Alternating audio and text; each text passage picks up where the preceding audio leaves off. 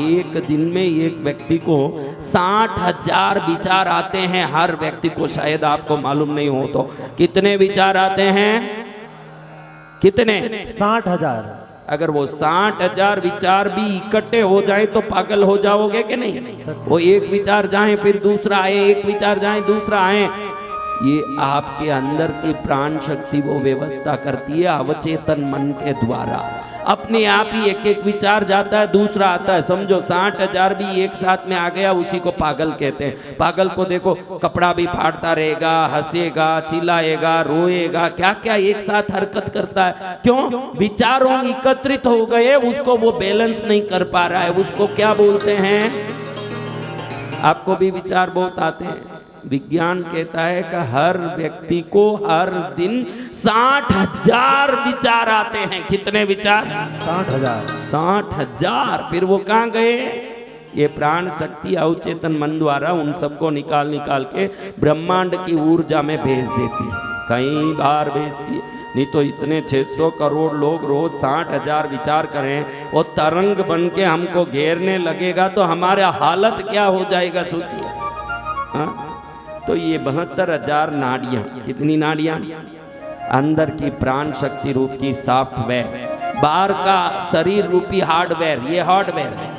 इनमें वो प्राण शक्ति को अगर अधिक करके सर्वोत्तम बनना हो तो उस सर्वोत्तमता के लिए प्राण शक्ति को अधिक करने के लिए नाड़ियों पर जो दबाव डालने की प्रक्रिया है उसी को मुद्रा कहते हैं। स्विच ऑन करने का तरीका, क्या करने का? इसमें बहुत रहस्यमय, मतलब 1 लाख में एक आदमी ही पहले जानता था। वो मुद्रा है उत्तर बोधि मुद्रा। क्या मुद्रा? उत्तर बोधि मुद्रा, यानी अग्नि को, किसको? देखो, वायु नहीं है, वह अग्नि क्या करेगा? भाई हवा नहीं है, अग्नि बुझ जाएगा कि नहीं? अगर आप पंखी लेके अग्नि को ऐसे ऐसे, कहीं देखो धोकड़ा लेके ये सुनार ऐसे फूंक मारता है, ऐसे हवा छोड़ता है, उसकी भट्टी क्या होती है? तो ये उंगलियां अग्नि है, ये हवा है। जब सिर्फ ये दोनों को खड़ा करके बाकी रोक देते हो, आपके अंदर जो आपकी कामना को पूरे करने की आग है उसको ये वायु जबरदस्त धोखना करके जलाने लगती है, तो आप दुनिया के सफल व्यक्तियों में एक हो जाते हो। ये उत्तर बोधि मुद्रा है। क्या मुद्रा है? ये जो भी करेगा, उत्तर बोधि यानी पूर्ण ज्ञान, उत्तर बोधि यानी पूर्ण ज्ञान प्राप्ति के बाद भगवान बुद्ध ने जो मुद्रा की वो मुद्रा, बाकी सब मुद्रा भगवान बुद्ध ने ज्ञान प्राप्ति के पहले की। जितनी मुद्रा है, तत्व मुद्रा किए, कई मुद्रा, बुद्ध जैसे मुद्रा करने वाले साहित्यिक कोई हुए हों, इतने मुद्रा किए, लेकिन ज्ञान के बाद ये मुद्रा किए हैं तो ये कितनी जबरदस्त मुद्रा होगी जो ज्ञान प्राप्ति के बाद भी करने को उनको मन किया हो। अब ज्ञान ही प्राप्त हो गया, उसके बाद क्या करने बाकी रहा? भाई पूर्ण ज्ञान प्राप्त हो गया, उसके बाद क्या करना बाकी रहा? फिर ये क्यों कर रहे हैं? ये मुद्रा ही अनजाने में सफल लोग करते हैं। कौन सी मुद्रा? उत्तर बोधि मुद्रा। सफल लोग, ये देखो बैठ गए हमारे जिनेंद्र, उनको आ गया ये उत्तर बोधि। कई लोग यहाँ बैठते ही हैं, कुछ बात करते हैं ना तो ऐसे बैठ ही जाते हैं। उनको मालूम नहीं है कि जब सफलता के जब वातावरण बनते हैं, सफलता की परिस्थितियां जब बनती है, अपने आप व्यक्ति वो मुद्रा करने लगता है। या तो ये मुद्रा करके परिस्थिति उत्पन्न करिए, या तो वो वातावरण नहीं है सफलता की, तो आप ऐसा वातावरण करिए जिससे ये सफलता का वातावरण उत्पन्न हो जाए। कौन सा वातावरण?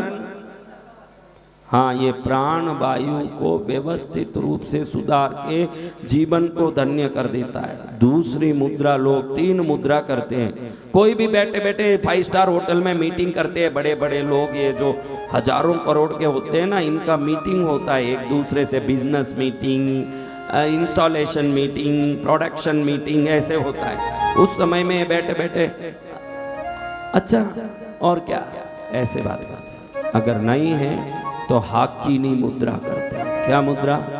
अपने शरीर में जो 6 शक्तियां हैं, वो शक्तियों में पहले है लाकिनी। कौन है? हाकिनी, राकिनी, डाकिनी, शाकिनी, काकिनी। कौन कौन है? लाकिनी। डाकिनी को आप जानते हो, हमारे मारवाड़ में डाकन बोलते हैं। डाकन लग गई। कौन लग गई? डाकण। हाँ, कई घरों में शादी हुई, जो आई वही डाकन जैसे दिखे उनको, क्या डाकन लग गई मेरे को, तो वो अलग डाकन। तो ये भाई कितनी शक्तियां हैं मूलाधार में, स्वाधिष्ठान में, मणिपूरक में, अनाहत में, विशुद्धि में, आज्ञा में। लाकिनी, हाकिनी, ढाकिनी, शाकिनी, काकिनी, ये सब शक्तियां हैं। लाकिनी, हाकिनी, डाकिनी, काकिनी, शाकिनी, ये सब शक्तियां हैं। तो इसमें एक शक्ति है हाकिनी। क्या शक्ति है? हाकिनी मुद्रा इतना ही है, कोई भी बात करेगा, बोलिए, उसको ही मालूम नहीं ऐसे बैठा है, बोलिए, बताइए, कहिए, उसको मालूम नहीं मैं हाकिनी मुद्रा कर रहा हूँ। हाकिनी शक्ति वो शक्ति है, पूर्व जन्मों की सभी शक्तियों को, सिद्धियों को इस जन्म में प्रकट होने के लिए सिद्धि दे और इस जन्म के हर कार्य को सफल कर दें। बड़े बड़े सफल लोग जैसे ये उत्तर बोधि मुद्रा करते हैं, वैसे ही हाकिनी मुद्रा। कई बार देखो ऐसे कई लोग ऐसे बात करते हैं, ऐसे बैठे रहते हैं, हाँ, बिना काम ऐसे करते हैं, उनको मालूम नहीं वो हाकिनी मुद्रा कर, कहीं बैठे रहेंगे। हाकिनी मुद्रा, क्या मुद्रा? हाकिनी मुद्रा। हाकिनी मुद्रा आपके पूर्व जन्मों के, मैंने बोला ना, वो मुर्दे पर बैठा हुआ लकड़ी काटने वाला, वो अचानक थोड़ी देर मंत्र बोला और काली प्रकट हो गई। ये हाकिनी मुद्रा पूर्व जन्मों के सभी आपके श्रम को वापस इस जन्म में प्रकट करके उस सब पुण्य को इस जन्म में आपको फलित कर देगी वो मुद्रा। जय जय गुरुदेव। क्या मुद्रा है? हाकिनी। हाकिनी मुद्रा। क्या मुद्रा है? हाकिनी मुद्रा। ये तीन मुद्रा पैसे वाले सफल लोग, पैसे वाले, सिर्फ पैसे से मैं सफलता की कोई तुलना नहीं करता, लेकिन किसी भी क्षेत्र में कोई सफल है तो वो अपने आप ये मुद्राएं करते हैं। तीन मुद्रा। कितनी मुद्रा? पहली मुद्रा है उत्तर बोधि। क्या मुद्रा है? उत्तर बोधि। उत्तर बोधि मुद्रा हर आदमी करता है, ऐसे ऐसे भी करता है, ऐसे बैठा रहेगा, ऐसे बैठा रहेगा, ऐसे करेगा, ऐसे। आप देखना, आप एलन मस्क हैं, जैक मा हैं, गूगल का पिच्चई है, सुंदर पिच्चई, इन सब का कोई भी वीडियो देखिए, लिख के देता हूँ, या तो यूं करेगा या तो यूं करेगा, ये कुछ ना कुछ वो करेगा ही। ये हरकत करने के लिए प्रकृति उसको अपने आप अंदर से जागृत करती है, वो ऐसे करता है हरकत, उसको ही मान ले कैसे लीला करने लगी। देखा मेरे को आज के, कैसे भाग्य अपने आप ऐसे कराता है। इससे लगता है कि पुण्य जब जग जाएगा तो अपने आप लक्ष्मी स्वयं आके काम कराएगी, अपने सब कर्तव्यों को पूरा करेगी। तो दो मुद्रा अपन ने देखा। पहली मुद्रा क्या?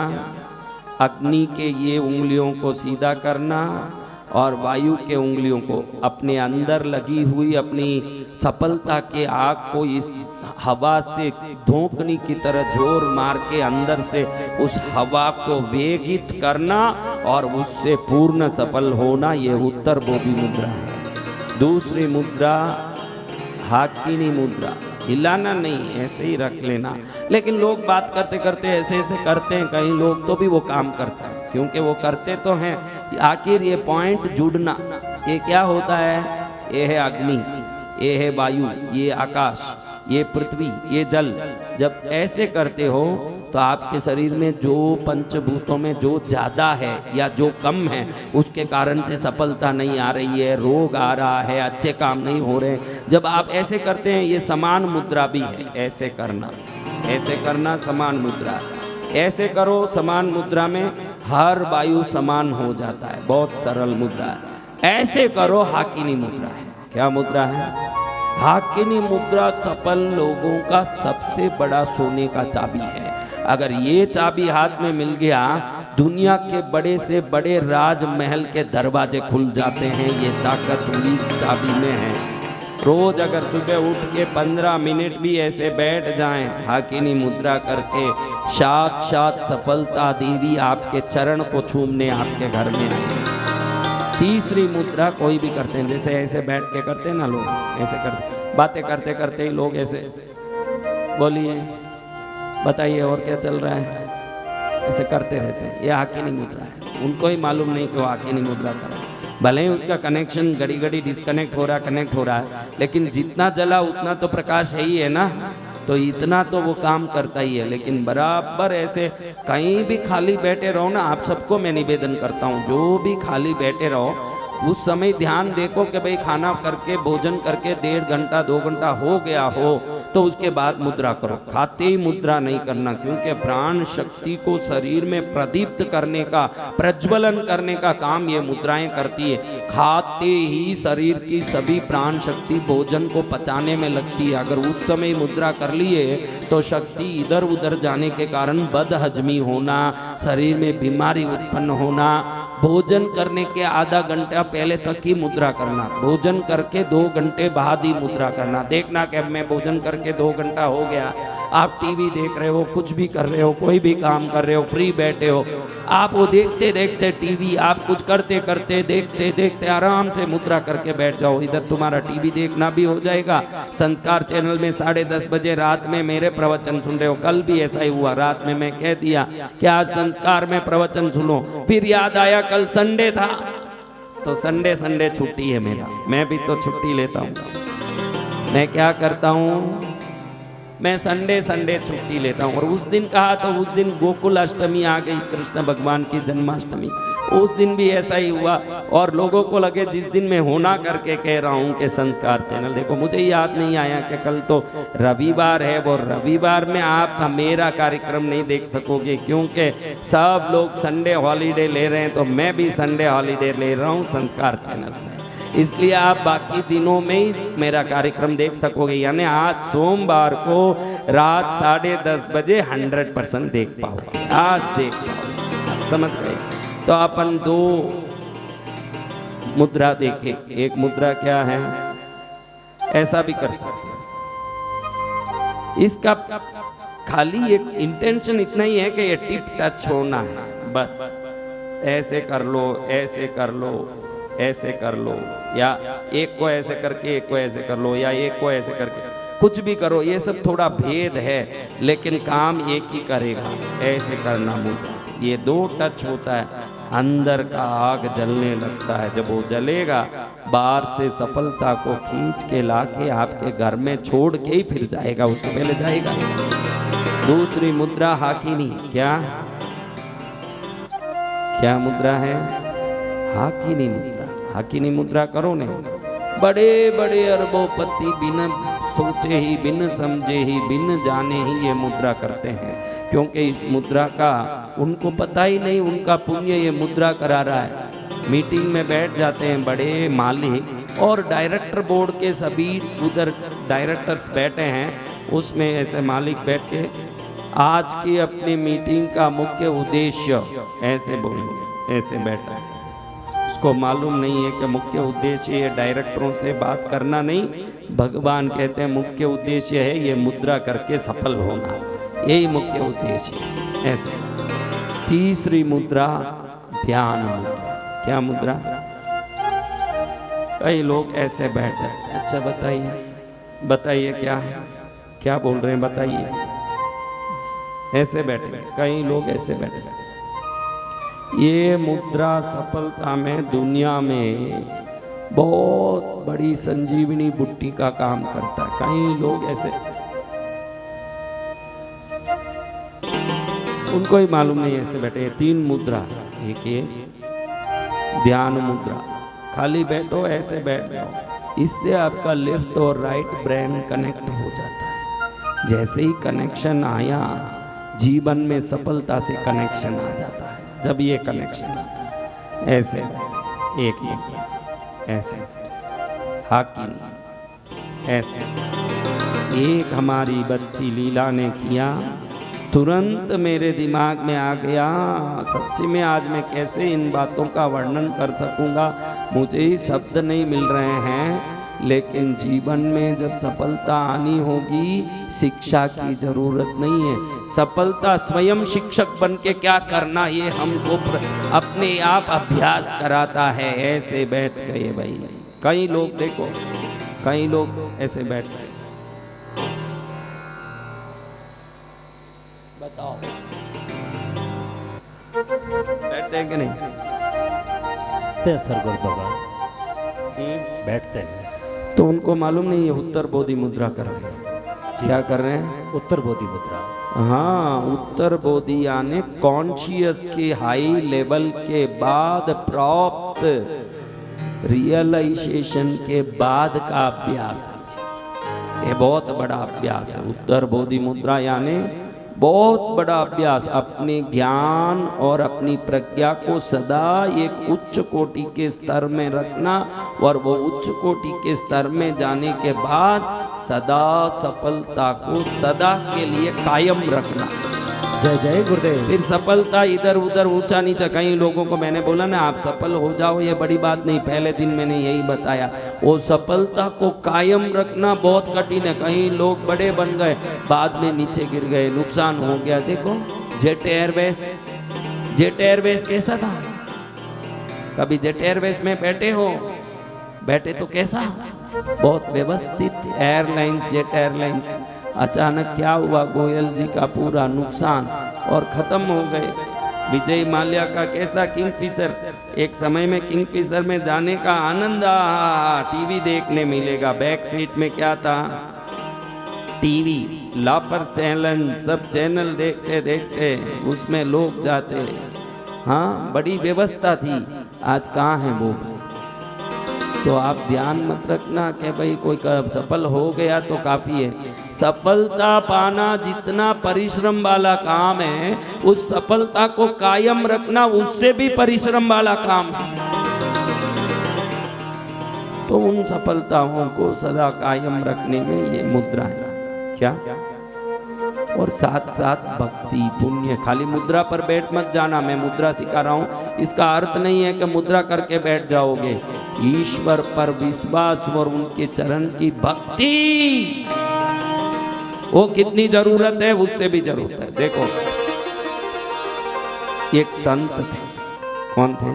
संत। जंगल में रहते, आकाश ही उनका छत, धरती ही उनका घर, न झोपड़ा, न स्थान, न कोई व्यवस्था। इतनी सरल,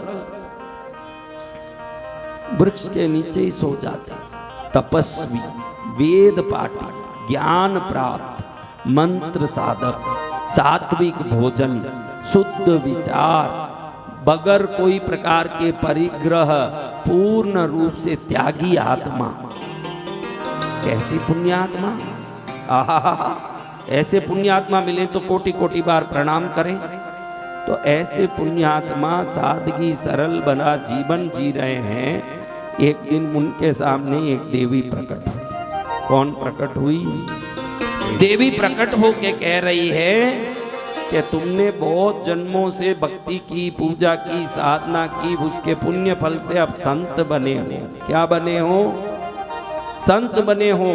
अब मैं तुम्हारे ऊपर आशीर्वाद देने आई हूँ कि आज से तुम जहाँ कदम रखो, यश, कीर्ति, नाम, महिमा बढ़ेगा तुम्हारा। हर व्यक्ति तुम्हें हाथ जोड़ेगा।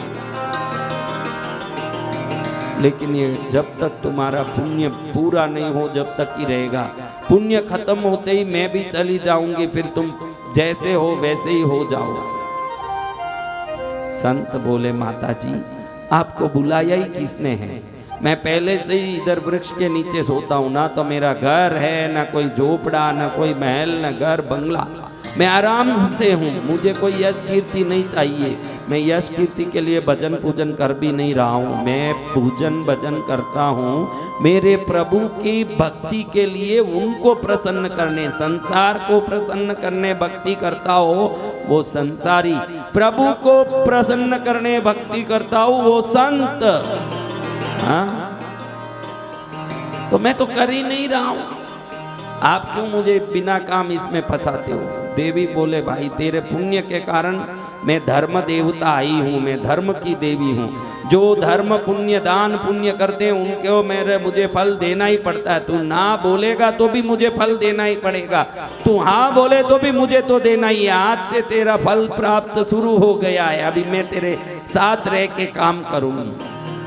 अब संत बोले अरे तू क्यों बीच में आके मेरे ऊपर चढ़ रही है, शांत अपनी जगह जा, मुझे नहीं चाहिए यश कीर्ति, नहीं चाहिए सम्मान, नहीं चाहिए महिमा, मैं जैसे हूँ वैसे ही ठीक हूँ, राम राम कर रहा हूँ और शांति से जंगल में बैठा हूँ, जो फल मिले जो खाने मिले खा के बैठा हूँ। मेरे ऊपर तू आके ये सब कराए, यश कीर्ति कही, मोह माया में मैं पड़ गया तो उल्टा पाप ही करूँगा, फिर मत आओ मेरे पास। कोई पाप नहीं होगा, देवी बोल रही है, तेरा नाम ही बढ़ेगा, महिमा बढ़ेगा। अच्छा देवी तू कब जाएगी, जब तेरा पुण्य खत्म होएगा तब चले जाऊंगी।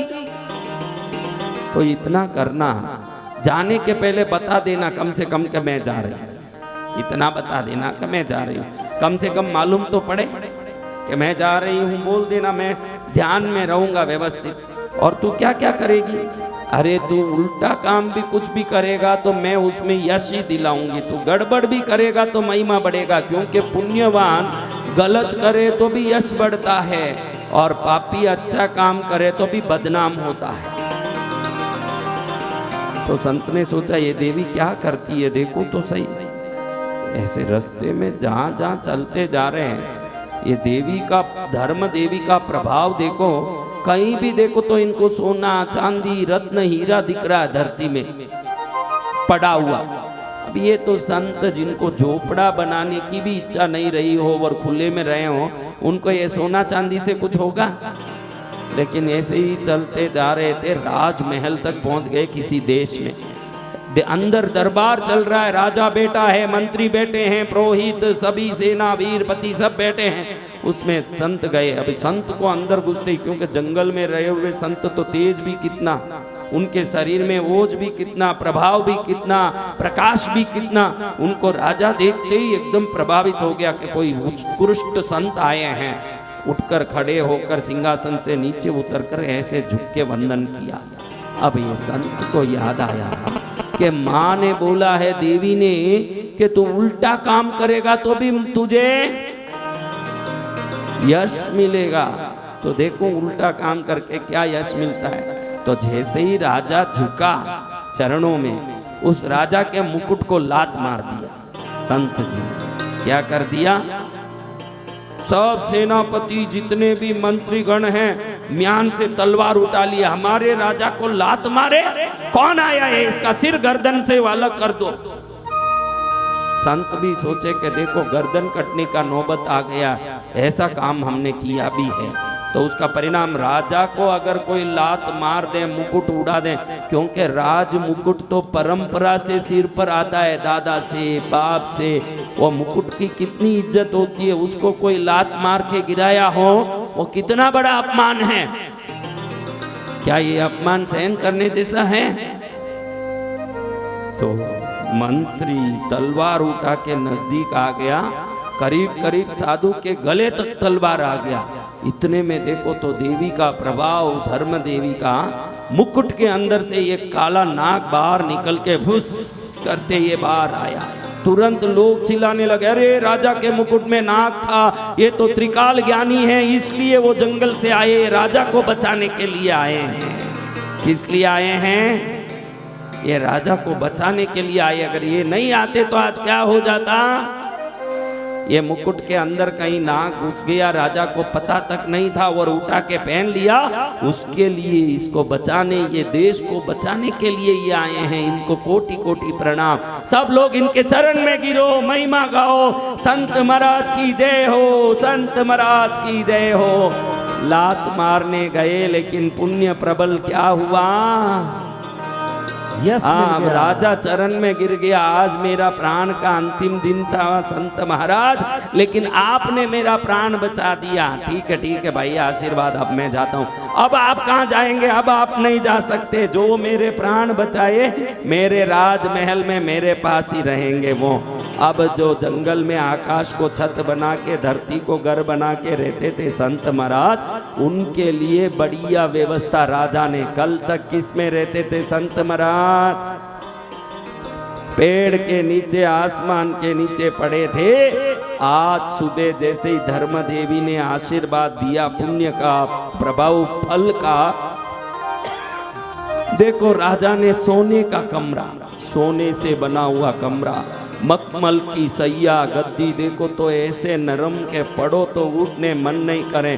पास के टेबल पर क्या हरे अंगूर, काला अंगूर, क्या पके हुए आम, कैसे कैसे आपिल, सीताफल, देखो तो ऐसे मक्खन जैसे रखे हुए हैं। विभिन्न चीजों से थाली भरी है। जो कल तक जंगली फल खा रहे थे उनके लिए आज बादाम का हलवा गरम गरम आ रहा है। ऐसे बादाम का हलवा जैसे झरना पर्वत से गिरता हो, पर्वत से झरना गिरते देखते देखते आए कि नहीं हिमालय, वैसे बादाम हलवा के ऊपर से घी पिसल रहा है। जैसे झरने में पानी जा रहा हो, वैसे बादाम के हलवे के ऊपर से घी निकल रहा हो, सुगंध इलायची का आ रहा हो, गरम गरम बादाम का हलवा हो। संत जी का जीवन एक रात में क्या हो गया महाराज। और ऐसी सैया और 2 कन्याएं हरदम पंखी झेलें। जय हो महाराज, जय हो महाराज, हमारे राजा का प्राण बचाने वाले आपका जय हो महाराज, आपका मंगल हो महाराज। जैसे कोई पानी पिलावे तो कोई पैर दबावे तो कोई, वो कहते अरे भाई छोड़ो, मैं जंगली आदमी हूँ, मुझे ये सब सेवा का आदत नहीं है, मुझे इससे अटपटा लगता है, छोड़ दो। कैसे छोड़े महाराज, आप तो हमारे राजा का प्राण बचाए, आपका पैर दबाना हमारा धर्म है, आपका मालिश करना हमारा धर्म है। एक औरत गई बेसन में गुलाब जल डाल के, बढ़िया घी हल्दी डाल के, गुलाब का जल डाल के, पांकुड़ियाँ गुलाब की डाल के उबटन करके लाई है। महाराज को रगड़ रही। अभी कितने महीनों से महाराज ने जंगल में कैसे जीवन बिताया राम जाने। अब उनके ऊपर मालिश हो रहा है। क्या हो रहा है? मालिश उबटन से फिर नलाएंगे उनको, गरम गरम नवाया पानी ला के कोई स्नान कराएं, कोई अंग पहुँचे, एकदम पतली मखमली टवल से उनका अंग पहुँचे, कोई कपड़ा पहरावे, कोई रुद्राक्ष माला पहरावे। वो सेवा को अगर आप सामने खड़े देखते तो समझ पड़ता कि पुण्य क्या होता है। क्या समझ पड़ता? पुण्य क्या होता है ये समझ पड़ जाता महाराज। ऐसे पुण्य का प्रभाव है। अब बैठे बैठे संत महाराज सोचे कि देखो मुकुट को लात मारा तो भी इतना महिमा हो रहा है, इससे बढ़िया और कोई अपमानजनक काम करना चाहिए, तब भी कितना यश आता है देखना चाहिए। क्योंकि अपने साथ कौन है? पुण्य देवी साथ में है। ध्यान रखना मेरे बच्चों, आप कुछ भी करो ने तो पुण्य प्राप्त हो, ऐसे कर्म करो। जब तक पुण्य देवी साथ रहेगी, आप दुनिया में कुछ भी करोगे तो यश ही प्राप्त होगा जब पुण्य देवी साथ होगी। अब पुण्य देवी साथ है, राजा रानी सो रहे हैं अंतपुर में। संत जी सोचे कि बड़ा अपमानजनक काम करना, पुण्य देवी क्या करती है देखते हैं। ऐसे करके संत जी आधी रात में उठ गए। चारों तरफ पहरा है। अब पहरेदारी में ही अंतपुर में घुस गए। कहाँ घुस गए? अंतपुर में पहरेदारी में घुस गए। और घुस के एकदम पहरेदारी में घुस के अंदर राजा रानी जहाँ एकांत में सोए हैं उधर घुस गए। सब सिपाही चिल्लाए, अरे ये क्या घुस रहे हैं? संत जी को बुद्धि नहीं है क्या? राजा रानी एकांत में सोए वहां घुस रहे। सीधा संत जी अंदर घुस के थप्पड़ मारे राजा को और रानी को एक थप्पड़ मारे। दोनों जग गए। थप्पड़ मारे किसको?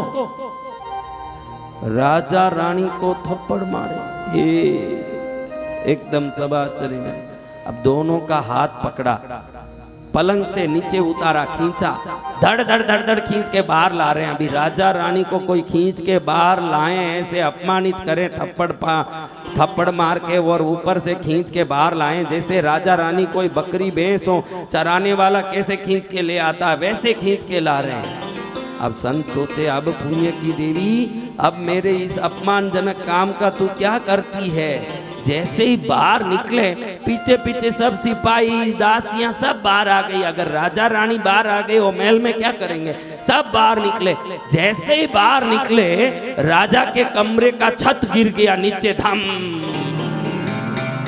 सब जय जयकार, अरे कैसे संत है, त्रिकाल ज्ञानी है। इनको मालूम पड़ गया कि अब ये छत गिरने वाला है। पहले तो राजा को उठाने के लिए थप्पड़ भी मारा, नहीं मारते तो उठता ही नहीं और पड़ा रहता गाढ़ नींद में। दोनों को उठाने थप्पड़ भी मारा और फिर भी नहीं उठे तो खींच के लाके भी इनका प्राण बचाया। ऐसे व्यक्ति चाहिए। कैसे चाहिए? खींच के पकड़ के लाया और प्राण बचा दिया। धन्य धन्य ऐसे संत, ऐसे मुनिराज, धन्य धन्य।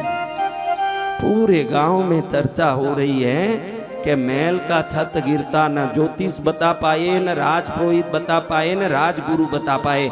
कौन बताए? ये संत महाराज आए, पहले ही नाग से बचाया, आज साक्षात काल से बचाया, वरना जीवित ही समाधि हो जाती। अगर वो सोते ही रहते ऊपर से छत गिर जाता, जीवित समाधि नहीं हो जाती। धन्य धन्य है ऐसे संत महाराज इस धरती में आए। अब तो उनकी जो भी हो रही थी सेवा चाकरी वो दुगुनी चौगुनी हजार गुनी हो गई। अभी पहले तो 2 औरतें आके पैर दबा रही थी, अभी 100 औरतें खड़ी है, एक एक उंगली एक एक अलग अलग लोग दबा रहे हैं। भाई मेरे को भी करने दो इनकी सेवा। ये राजा को बचाए हुए हैं, कल मेरे ऊपर कोई आपत्ति आएगी मुझे भी कृपा मिलेगी, मुझे भी कृपा चाहिए इन पर, मेरे ऊपर भी इनका आशीर्वाद चाहिए। कोई उंगली दबाएं। 20 जन 20 उंगली, पैर के 10 कह के मेरे को एक उंगली तो देना पड़ेगा, मेरी तरफ एक उंगली तो करना पड़ेगा। 5 बहनें एक पैर की तरफ कर गई, 5 उंगली, एक पिंडलियां दबा रही है, एक पैर दबा रही है, एक जांग दबा रही है। ऐसे 50 खड़ी हो गई। कोई बोल रही है छोटी उंगली मेरी, कोई बोल रही है बीच वाली उंगली मेरी, एक बोल रही है नहीं नहीं अंगूठा मुझे दे दो मैं दबाऊंगी। ऐसे सेवा हो रहा है। और रात में आ गई धर्म देवी सपने में संत जी। क्या आ गई? सपने में आ गई संत जी के। कहती है भाई तेरा पुण्य बहुत ज्यादा, इधर मेहनत करने से ज्यादा, जयकारा होने से 2 ही दिन में खाली हो गया तेरा पुण्य। क्या हो गया? क्योंकि पूरा देश ही जयकारा कर दिया, कौन बाकी रहा? देश के कोने कोने में बच्चे बच्चे तक जान गए कि संत जी ने बचाया प्राण। ऐसे संत जी की जय जयकार हो। करोड़ों लोग ने जय जयकार किया तो पूरा पुण्य क्या हो गया? और तूने कहा था भाई जब मैं जाऊंगी तो मुझे बोल के जाना, क्या कहा था? तो इसलिए तेरी बात को मैं मान रखने के लिए आई हूँ बेटा, अब मैं जा रहा हूँ। अब ये समझ गए कि हो गया काम पूरा। लेकिन सुबह उठे तो सुबह सुबह पंछियाँ चह चह करें, चू चू करें, बड़ा वातावरण में, आकाश में, बादलों में आनंद फैले। उस समय उनको लगा कि एक सुंदर आम वृक्ष में पका हुआ देखा कि इतना सुंदर आम, बहुत अच्छा है, सुगंध भी बहुत जोरदार आ रहा है। तोड़ा संत जी, तोड़ा तो तोड़ करके सोचा कि ये आम राजा को दूंगा। राजा कितनी अपनी सेवा में लोग लगाया है, 200 लोग तो हाथ पैर दबा रहे हैं, मालिश कर रहे हैं, उपटन लगा रहे हैं। सोते समय सोने के कटोरे में दूध डालने के लिए एक लड़की है, उसको मुंह तक ले जावे एक और पिलावे एक। ऐसे 3-3 जन तो दूध पिला रहे हैं मेरे को। ऐसे राजा को कुछ तो देना चाहिए। एक सुंदर आम देखा, राजन ये लो। हाँ ठीक गुरुदेव, आपने देखो नाक से मुझे बचाया, उसी दिन मर जाता। फिर आपने नीचे गिरते छत से बाहर निकाल के प्राण बचा दिया। धन्य गुरुदेव, अब आप आम दे रहे हो, जरूर कृपाई है, मैं आम खाऊंगा। अब जैसे ही आम खाया राजा चक्कर आने लगे। तुरंत वैद्य नाड़ी पकड़ के बोले कि ये आम में जहर है महाराज, किसने ये आपको दिया? ये संत जी दिया। अरे 2 दिन में राजमहल का वैभव देख के संत जी के मन में लोभ घुस गया है मुझे मार के राजा बनने का। इनको फांसी का आदेश दो। क्या दो? अभी थोड़ी देर पहले क्या हो रहा था? क्या हो रही थी? अब क्या हो रहा है?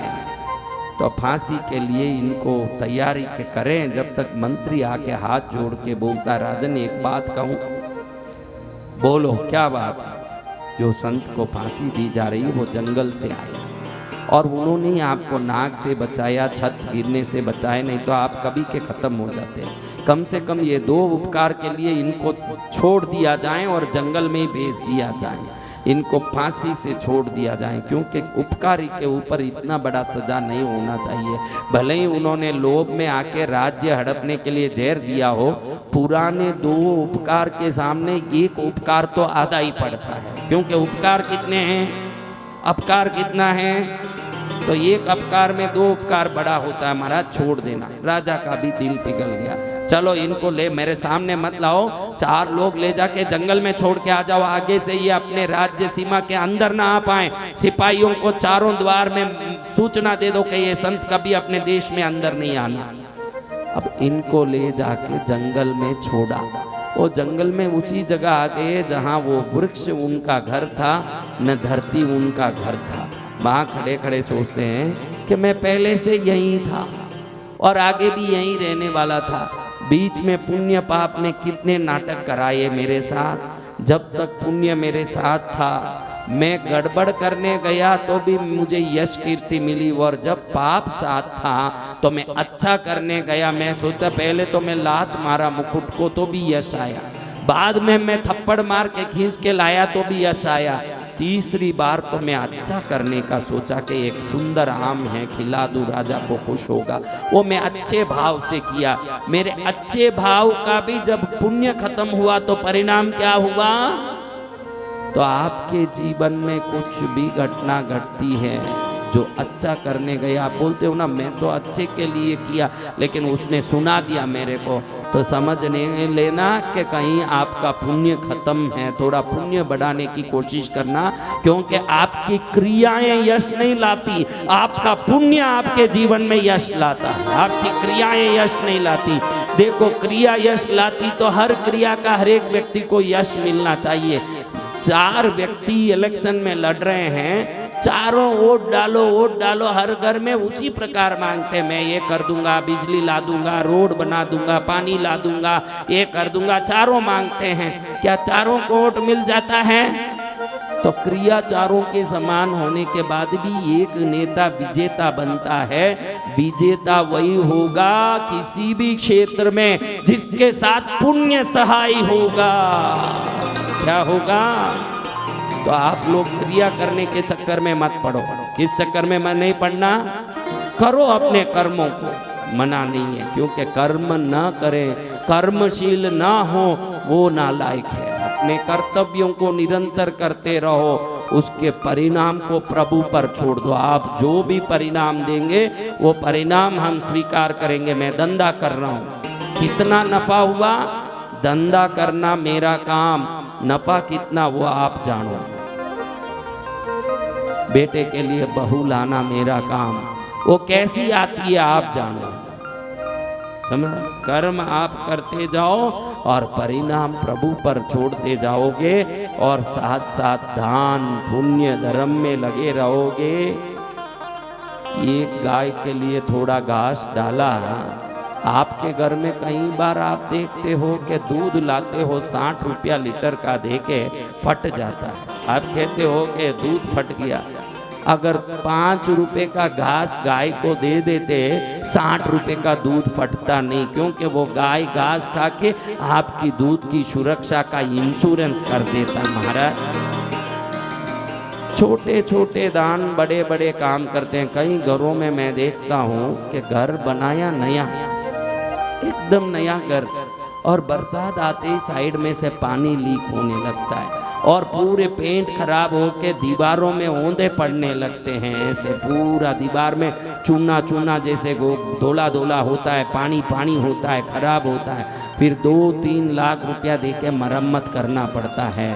भैया इस घर की मरम्मत मत कर, ये मूर्खता है। तेरे पुण्य की मरम्मत कर। 3 लाख दे के घर की मरम्मत करे वो मूर्ख है। अगर 300 रुपया दे के गाय को घास डाल देगा, 3 लाख का मरम्मत करने का नौबत ही नहीं आएगा। महाराज आपके घर में कोई अंशंट खर्चा आ रहा है बिना जरूरत का, बीमारी का, दवाई का, कोर्ट का, केस का, समझना कि कोई न कोई पुण्य की कमी खर्चे को दूसरे तरफ से करवा रही है। और जब पुण्य हो जाएगा करने वाला खर्च भी आधे खर्च में काम हो जाएगा। समझो कि भाई मेरे को पेंट वाले से बात की 70,000 में पेंट लगाना था, जब काम करके देखो ना 50,000 में अच्छे से काम हो गया, 20,000 बच गया। तो समझना कभी 200 रुपये के कहीं हमने कुत्तों को बिस्किट डाला था, कौओं को गांठिए डाले थे, आज वो 20,000 बचा दिया हमारा।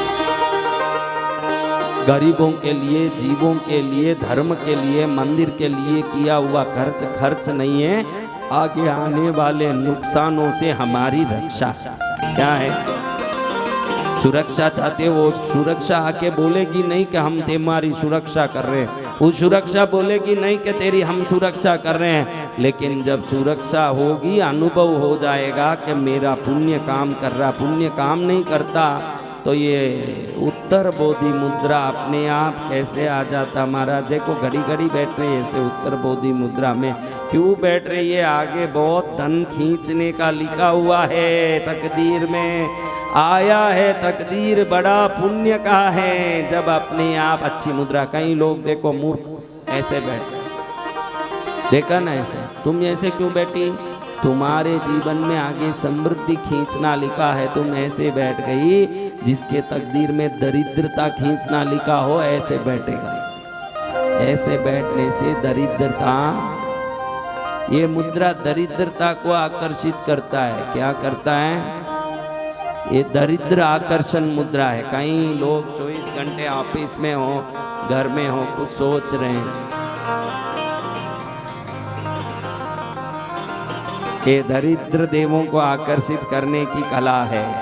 इसलिए आप अपने अंगों को किस प्रकार हिलाते हो, इसका पूरा ध्यान रखो। जैसे शरीर हिलेगा, वैसे इस ब्रह्मांड में कोई अदृश्य तरंग जाके आपके जीवन में कोई न कोई घटना उत्पन्न करेगा। इसलिए शरीर का अंग संचालन बहुत, कई लोग पैर हिला रहे हैं, हाथ हिला रहे हैं, कई नक काट रहे हैं, कोई यूं कर रहे हैं, इनको मालूम नहीं है कि ये सब क्रियाएं कोई न कोई दरिद्रता को खींचने वाली क्रिया है। क्या खींचेगी? किस किस को दरिद्रता खींचना है? यूट्यूब में देखने वाले मेरे प्यारे बच्चों, ध्यान रखा करो। आपके बैठना, उठना, चलना फिरना भी ब्रह्मांड में कहीं ना कहीं कुछ न कुछ असर करता है। इसलिए सोच समझ के बड़े सतर्कता से ही शरीर का उपयोग करो। हाथ पैर हिला रहे हो, बड़े सोच समझ के हिलाओ। शरीर हिला रहे हो, बहुत सोच समझ के हिलाओ। शरीर को तभी हिलाओ जब उसकी जरूरत हो। बिना काम टांग हिलाते सोफे पर बैठना, बिना काम हाथ हिलाना, बिना काम ऐसे बैठना, कई लोग तो ऐसे बैठ जाते हैं। नहीं, बैठना तो अरबोपति ऐसे हाकिनी मुद्रा। कई लोग मीटिंग करते हैं, आप जरूर बड़े सफल लोगों के कुछ YouTube में मीटिंग चेक करो, उनके भाषण चेक करो, उस समय वो ऐसे बैठे होंगे, ऐसे बैठे होंगे, यस, तो ऐसे बैठे। तो ये मुद्रा स्वतः ही आती है उनके पुण्य के कारण। कई लोग मुद्रा सीख तो लेते हैं, कर नहीं पाते हैं। क्यों भाई? मुद्रा सीखा, किया नहीं, हमारा टाइम नहीं मिलता। टाइम नहीं बेटा, तेरा अभी सफलता का टाइम नहीं आया है। ये अगर सफलता का टाइम आ जाएगा, क्योंकि ये सब मुद्राएं जो 100 साल में हमको सफलता आनी चाहिए, शरीर में प्राण ऊर्जा को बढ़ा के उसको 2 साल में लेके आ जाती है। उस सफलता को फास्ट ट्रैक में काम होने का कारण बनता है मुद्रा। और वो ही कर पाएगा जिसके तकदीर में फास्ट सफलता लिखी है। उतना पुण्य हो, क्या हो? वो पुण्य बढ़ाने क्या करूं महाराज? दान करें, भक्ति करें, धर्म करें।